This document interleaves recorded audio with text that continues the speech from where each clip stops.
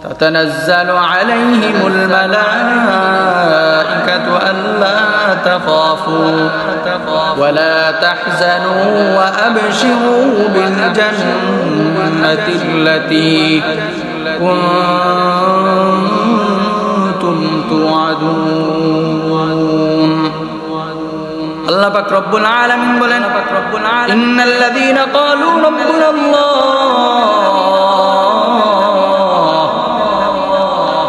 যে ব্যক্তি একথা বলবে আমার রব আল্লাহ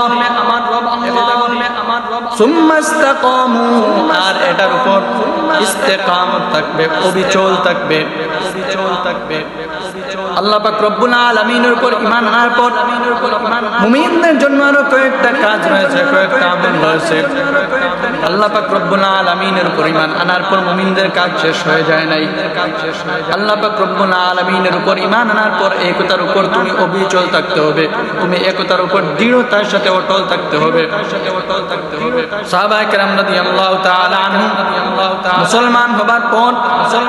ইসলামের জন্য দ্বীনের জন্য জান কুরবান করে দিয়েছেন নিজের সম্পত্তি বিলিয়ে দিয়েছেন স্ত্রী সন্তান ছেড়ে দিয়েছেন শুধু দ্বীনে ইসলামের জন্য আমর ইবনে আস রাদিয়াল্লাহু তাআলা আনহু তিনি বলেন একদিন রাসূলুল্লাহ সাল্লাল্লাহু আলাইহি সাল্লাম মসজিদের মধ্যে প্রবেশ করলেন এবং ঘোষণা দিলেন এখন যে ব্যক্তি মসজিদের দরজা দিয়ে প্রবেশ করবে সে হলো জান্নাতি তখন সাহাবায়ে কেরাম রাদিয়াল্লাহু তাআলা আনহু সবার চক্ষু মসজিদের দরজার দিকে কোন সে সৌভাগ্যবান ব্যক্তি যে ব্যক্তির ব্যাপারে আল্লাহ রাসূল সাল্লাল্লাহু আলাইহি সাল্লাম এই ঘোষণা দিলেন আমর ইবনে আস রাদিয়াল্লাহু তাআলা আনহু দেখলেন একজন ব্যক্তি মসজিদের দরজা দিয়ে প্রবেশ করতেছে যার মুখে থেকে এখনো ওযুর পানি পড়তেছে টপ টপ করে জমিনের মধ্যে ওযুর পানি পড়তেছে আমর ইবনে আস রাদিয়াল্লাহু তাআলা আনহু বলেন দুই নাম্বার দিন আবার রাসূলুল্লাহ সাল্লাল্লাহু আলাইহি সাল্লাম ঘোষণা দিলেন যে ব্যক্তি এখন ওই মসজিদের দরজা দিয়ে প্রবেশ করবে সে ব্যক্তি জান্নাতি আমর ইবনে আস রাদিয়াল্লাহু তাআলা আনহু বলেন গত দিন যে ব্যক্তি ওই মসজিদের দরজা দিয়ে প্রবেশ করতেছিল দুই নাম্বার দিন ওই উভয়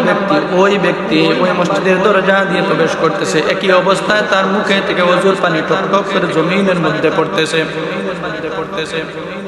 কোন হাদিসের মধ্যে পাওয়া যায় রাসূলুল্লাহ সাল্লাল্লাহু আলাইহি সাল্লাম যে ব্যক্তির ব্যাপারে ঘোষণা দিয়েছিলেন ওই ব্যক্তি হলেন হযরত সাদ রাদিয়াল্লাহু তাআলা আনহু তিন নম্বর দিন আবার রাসূলুল্লাহ সাল্লাল্লাহু আলাইহি সাল্লাম বললেন মসজিদের দরজা দিয়ে এই মুহূর্তে যে ব্যক্তি প্রবেশ করবে সে হলো জান্নাতি আমর ইবনে আস রাদিয়াল্লাহু তাআলা আনহু বলেন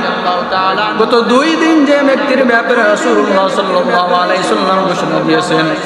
আজ তৃতীয় দিন ওই ব্যক্তি ওই মসজিদের দরজা দিয়ে প্রবেশ করতেছে আর তার মুখে থেকে ওযুর পানি টপ টপ করে জমিনের মধ্যে পড়তেছে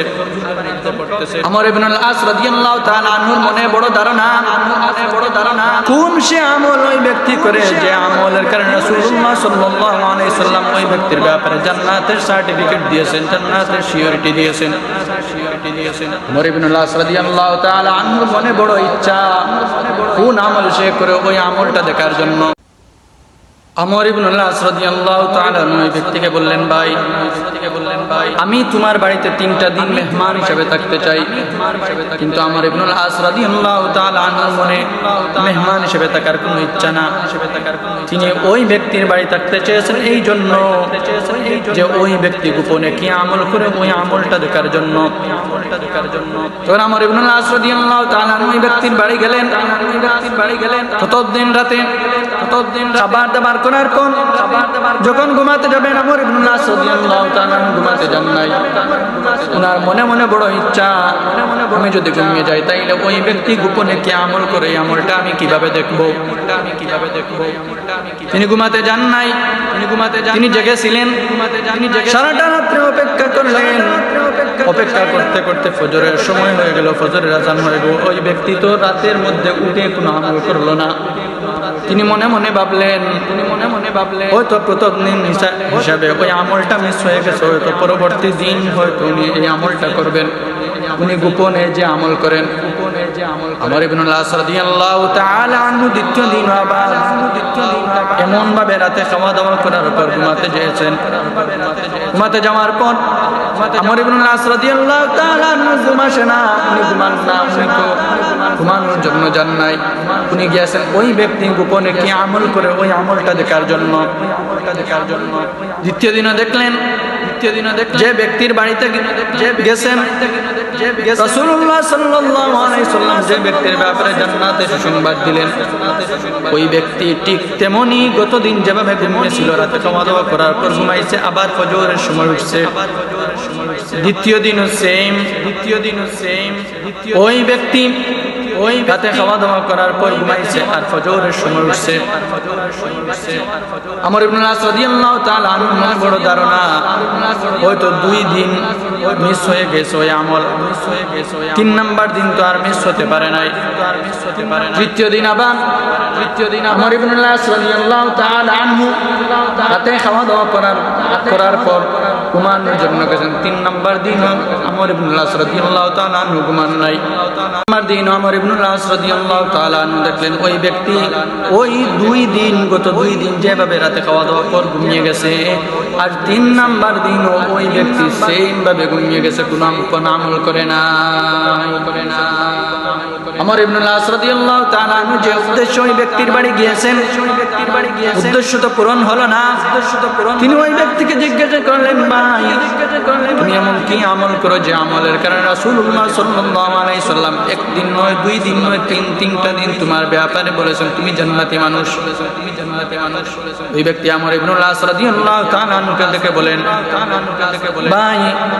আমাকে যদি রাসূলুল্লাহ সাল্লাল্লাহু আলাইহি ওয়াসাল্লাম বলেন আমি জান্নাতি মানুষ, তাইলে এটা তো বড় সুসংবাদের ব্যাপার। আলহামদুলিল্লাহ, কারণ রাসূলুল্লাহ সাল্লাল্লাহু আলাইহি ওয়াসাল্লাম বলেছেন আমি জান্নাতি, এর কারণে তো আমি খুশি। আলহামদুলিল্লাহ। কিন্তু ভাই আমার কোনো গোপন আমল নাই। আমার একটা আমল হলো আমি প্রতিদিন রাতে যখন ঘুমাতে যাই আমাকে যারা কষ্ট দিয়েছে আমি ওই সমস্ত মানুষদেরকে ক্ষমা করে দিয়ে ঘুমিয়ে যাই।